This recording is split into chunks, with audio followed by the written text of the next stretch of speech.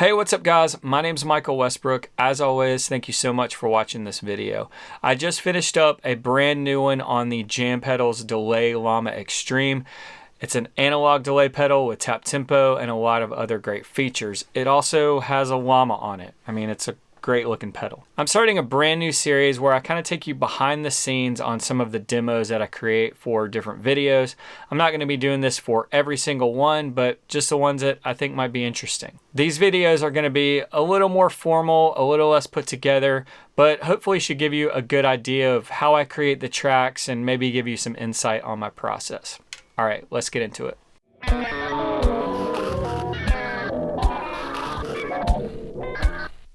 Probably one of the more unique things about this track is how it all started and how I began working on it. And it really all comes from this thing.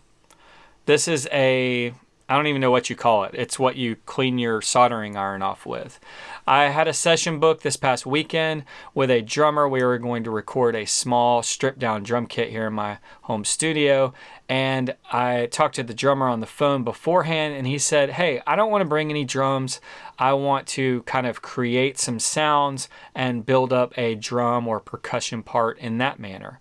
So I said, okay, let's do it. Let's figure it out. And so at that point, I started kind of exploring and trying to create some samples. And the first thing that I grabbed was this thing. And I had a 57 hooked up and I just started kind of banging on it and clicking it and making noises with it. After I weeded my way through some of those sounds and picked out some that I really liked, I loaded them all up into a sampler from a company called Tal, that's T-A-L, and I just started experimenting. I used a MIDI controller that's around here somewhere. There it is. I used this thing to kind of play a part and experiment with that, and here's what I came up with.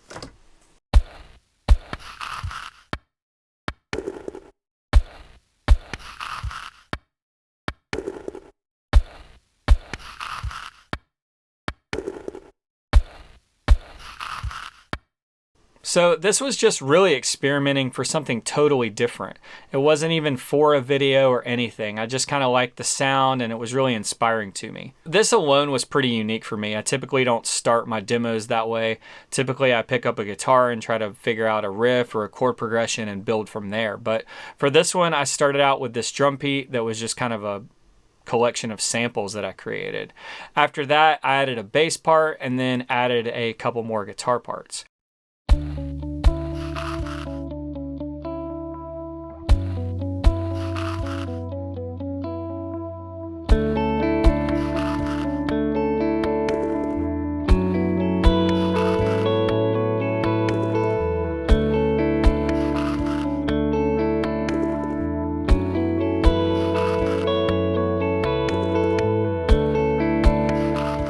Sometimes when I've been creating my demos lately, I put down scratch tracks. I'm just putting down ideas.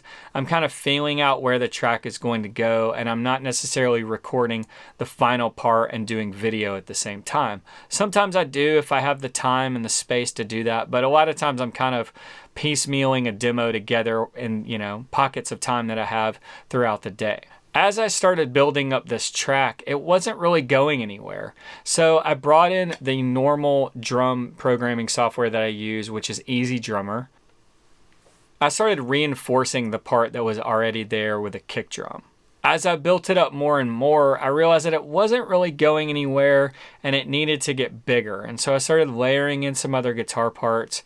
And then I realized that it needed to get really big. And so I had to start programming some other drums inside of Easy Drummer. Here's what I came up with there.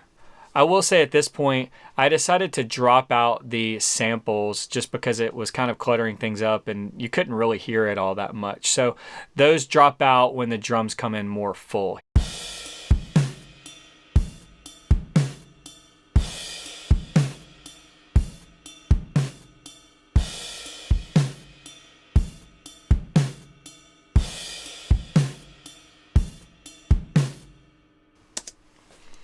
Now, that's typically not how I do this either. Usually I'm using some of the loops that are found in EasyDrummer. It makes it super easy to make demos quickly and easily. That's a big thing for me when I make these demos, is that I'm trying to get them done pretty quickly. I'm not trying to spend a lot of time on them. I'm just trying to get them knocked out so I can get the videos out. It's been a great exercise for me in the process of making YouTube videos and doing this more and more. And just that idea of finishing things and being done with them and moving on to the next one has been really healthy for me. I've talked about that in several other videos here. So as I built the parts up, I realized that I hadn't really featured some aspects of the delay llama that I really wanted to, one of which being the random function.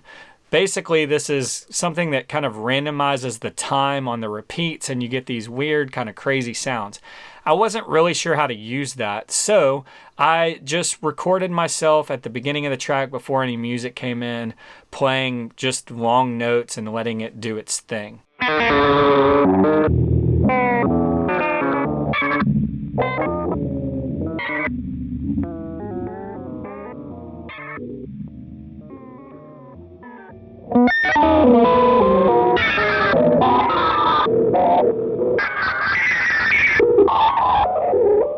After doing this for about a minute or a minute and a half, I took a couple of those pieces and I panned them one hard left, one hard right, and that starts the track. This to me felt like a good way to kind of just make a chaotic intro that featured that aspect of the pedal, but also kind of caught you off guard too. As far as the guitar parts go, everything's pretty straightforward. We've got the rhythmic part that starts at the beginning as well as the swells. Then a picking part comes in later. We have the big chords. Typically with the big chords, I'm just playing whole notes or a very simple rhythm. I'm doubling that and panning it hard left and right. I also have the solo section, which is the tremolo picking. Typically when I'm coming up with parts, I'm trying to think of ways to feature whatever pedal or piece of gear that I'm doing. And you know, a lot of these parts made sense for a delay pedal. Again, a goal for me with this is just being able to get done with things quickly. I'm trying not to overthink things. I'm just trying to play parts that make sense and fit the track well. Especially because I'm doing it all myself. I'm playing the parts, I'm recording the parts, I'm filming myself, I'm trying to get my lighting right. It's a lot for me to think about. And so as much as I can kind of simplify things and move the ball forward, I try to do that. The last thing I'll say is one thing that I use that really helps me maintain consistency from track to track and from week to week, and that's a plugin called Ozone from Isotope. It's kind of like an automatic mastering software. You play the track and it listens to it and it makes adjustments. It EQs things and, you know, compresses and limits things. And for me, this has been kind of a game changer just because it allows things to be pretty consistent. I make tweaks after it does its thing a little bit, but it's usually spot on and sounds pretty good. That's going to do it for this one. Hopefully you guys found this interesting or informative. If you have any other questions on this track in particular, definitely leave me a comment below. I'm going to be doing these videos from time to time when I think they'll be interesting for you or when I have the time to do them. So definitely let me know how you enjoyed it, what you'd like to see in the future. All right, until next time, I'll see you out there.